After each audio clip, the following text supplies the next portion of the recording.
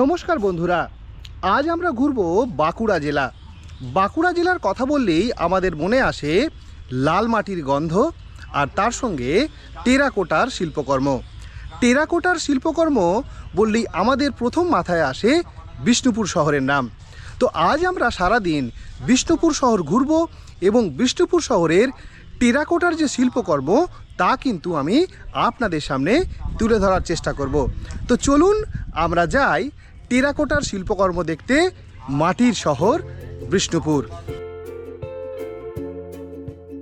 আপনারা যারা কলকাতা থেকে বাই ট্রেনে আসবেন, সাঁতরাগাছি স্টেশন থেকে সকাল 8:28 বেজে রূপসী বাংলা এক্সপ্রেস এবং রবিবার বাদে সকাল 8টায় আরণ্যক এক্সপ্রেস ছাড়ে, যেটি বিষ্ণুপুর 3 ঘন্টার মধ্যে পৌঁছে দেয়। আপনারা বিষ্ণুপুর স্টেশন থেকে নেমে স্টেশনের বাইরে গিয়ে অটো এবং টোটো নিয়ে আপনারা বিষ্ণুপুর শহর ভ্রমণ করতে পারেন। কলকাতা সহ পশ্চিমবঙ্গের অন্যান্য জেলাগুলির সঙ্গে বিষ্ণুপুরের বাস সার্ভিস চালু আছে।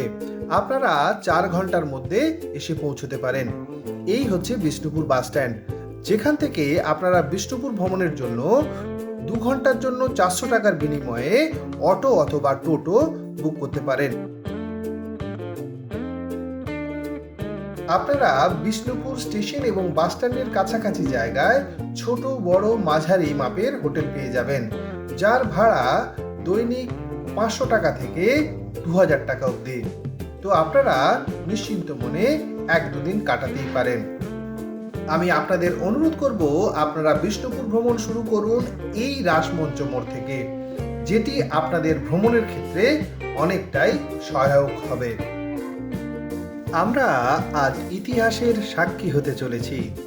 আমরা এসে পৌঁছেছি রাসমঞ্চ, যেটি ইটের একটি মন্দির। এটি তৈরি করেছিলেন 1600 খ্রিস্টাব্দে রাজা হাম্বি। এই মন্দিরটি স্থাপত্য শৈলীর দিক দিয়ে এতটাই অনন্য এবং অতুলনীয় যে এটি সমগ্র বাংলার পাশাপাশি দেশের মধ্যে অন্যতম। এই মন্দিরের পিলারগুলি ল্যাটারাইট মাটি দিয়ে তৈরি। বিশ্বাস করুন, অসম্ভব সুন্দর লাগছে। আপনাদের বলে বোঝাতে পারবো না, নিজেকে বাঙালি হয়ে গর্বিত অনুভব করছি।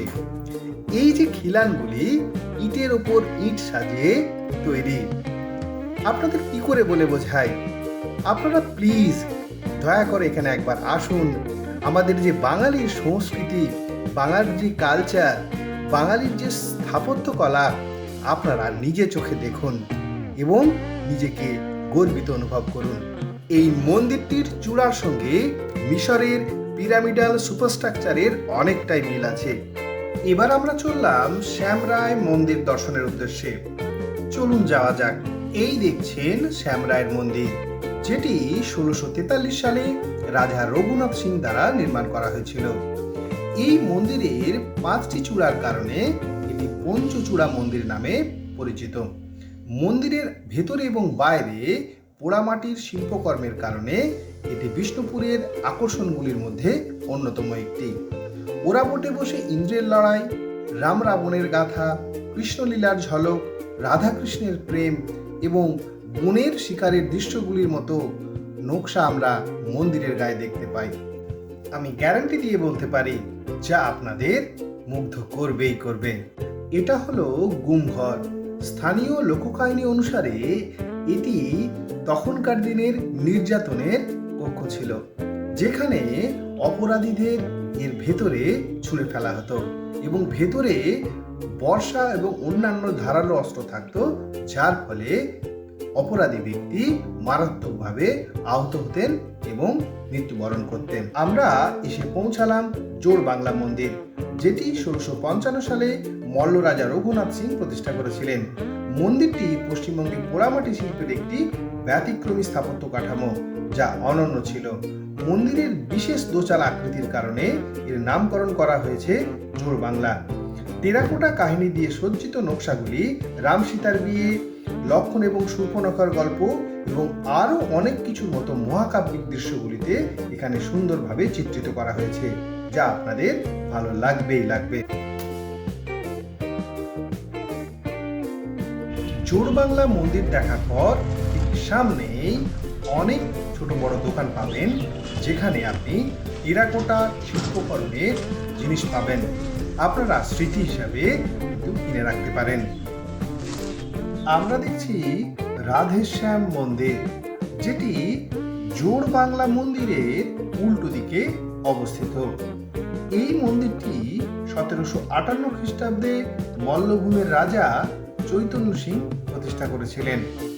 এই মন্দিরে ভগবান কৃষ্ণকে শ্যাম রূপে পূজা করা হয় এবং শ্যামের সহিত রাধারও বিগ্রহকে পূজা করা হয়। আপনারা যারা শান্তি খোঁজেন, আমি আপনাদের বলবো আপনারা এই জায়গায় আসুন। আপনারা নিজের জীবনকে নতুন করে খুঁজে পাবেন। আমরা দেখছি মৃন্ময়ী মন্দির, যেটি বিষ্ণুপুরের প্রাচীনতম মন্দির। 997 খ্রিস্টাব্দে রাজা জগৎমল্ল এটি প্রতিষ্ঠা করেছিলেন। স্থানীয় ইতিহাস অনুসারে মা মৃন্ময়ী রাজাকে স্বপ্নে মন্দির নির্মাণের নির্দেশ দিয়েছিলেন।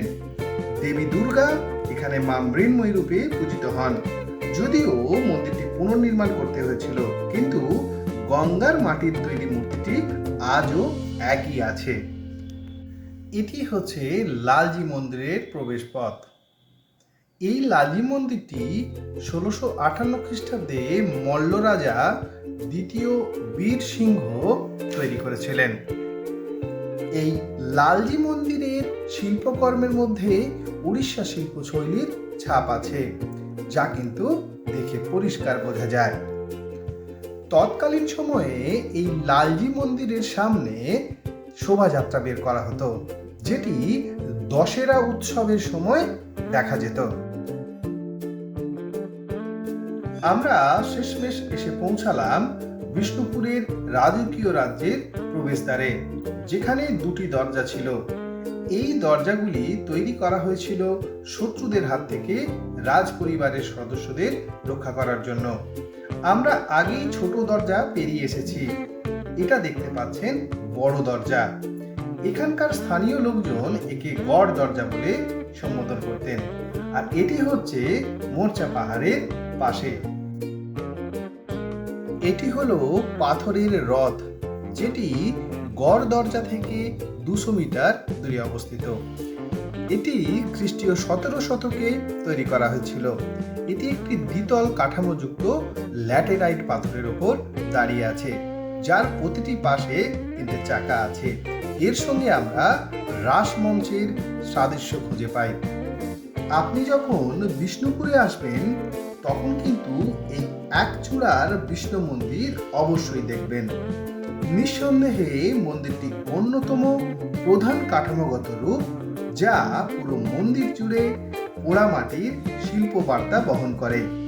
মল্ল রাজা দুর্জন সিং দেব 1694 সালে ভগবান মদন মোহনের নামে এই মন্দিরটি প্রতিষ্ঠা করেন। যদিও এই মন্দিরটি পুরোপুরি এখনো সক্রিয়, বাকি মন্দিরগুলো কিন্তু এখন সক্রিয় নয়।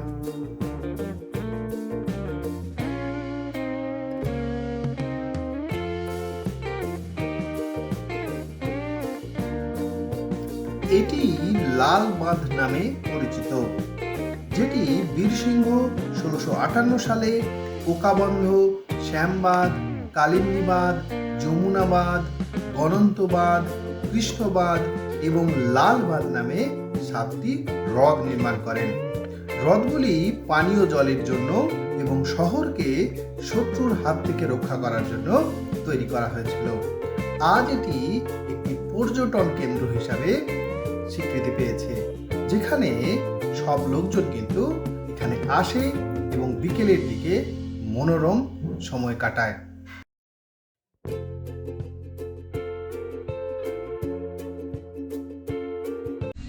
আমরা অবশেষে এসে পৌঁছালাম সরেশ্বরের শিব মন্দির, যেটি বিষ্ণুপুর থেকে 5 কিলোমিটার দূরে অবস্থিত। এটাই আমাদের বিষ্ণুপুর ভ্রমণের শেষ ডেস্টিনেশন। খুবই মন খারাপ লাগছে, বিশ্বাস করুন। অন্যান্য বারের মতো এবারেও মন খারাপ। অনেক স্মৃতি নিয়ে ফিরছি। জানি এই স্মৃতি আমার মতো আপনারাও আপনাদের হৃদয়ের মণিকঠায় গুছিয়ে রাখবেন।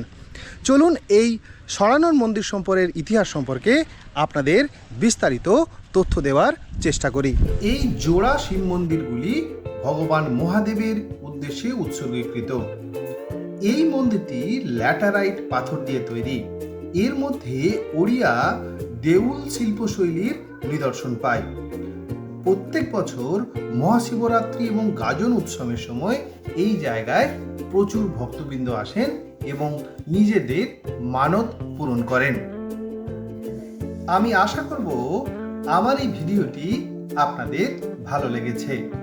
যদি ভালো লেগে থাকে দয়া করে সাবস্ক্রাইব করবেন, শেয়ার করবেন এবং আপনাদের মূল্যবান মতামত কমেন্ট বক্সে কমেন্ট করতে ভুলবেন না।